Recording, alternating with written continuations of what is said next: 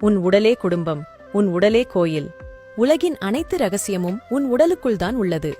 மந்திரம் தேடாதே, தந்திரம் நாடாதே, உன்னை உன் உடலுக்குள் தேடு. ஊர் ஊராகச் சுற்றாமல் உன் உடலைச் சுற்று. உத்தமன் என உன்னை ஊர் பாராட்டினாலும் உடல் உன்னை கைவிட்டால் பட்டம் பதவியெல்லாம் பிடி சாம்பலே. ஓடி ஓடி உழைத்து காவல் தெய்வமாய் நின்றாய் குடும்பத்துக்கு.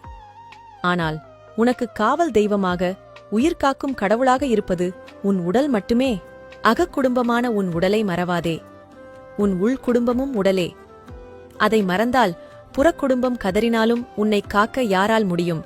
மற்ற உயிர்களுக்குச் செய்யும் பாவத்துக்கு விமோசனம் உண்டு. உன் உயிருக்கு சிறப்பு வரமான உடலுக்கே நீ செய்யும் பாவத்துக்கு விமோசனமே இல்லை. உடலுக்கு ஒருவன் செய்யும் சிறந்த தொண்டு பூசைதான். உடலுக்குள் உழைக்கும் உறுப்புகளை ஆராதிப்பது ஆலயம் தொழுவதினும் சாலச் சிறந்தது. ஒருவன் எப்படிப்பட்டவனாக வேண்டும் என்பதை தீர்மானிப்பது அவனது எண்ணங்களே. அந்த எண்ணங்களை தீர்மானிப்பது உடலே. ஒருவன் எதுவாக ஆக வேண்டும் என்பதை தீர்மானிப்பதும் உடலே. உள்குடும்பமான உடலை ஒருவன் கவனித்தால் வெளிக்குடும்பத்தை அதுவே காக்கும். பிறவி எடுத்த ஒவ்வொருவருக்கும் அவரவர் குலத்தின் குலதெய்வம் அவரவர் உடலே. தியானமானது உன் மனத்துடன் உன்னை பேச செய்யும். ஆசனம் நம் உடலோடு பேச செய்யும். அதைத் தேடு. தன்னுடலை காவாதவன் புழுவாய்ப் புழுத்து மடிவான் எனக் கூறுகிறது திருமந்திரம்.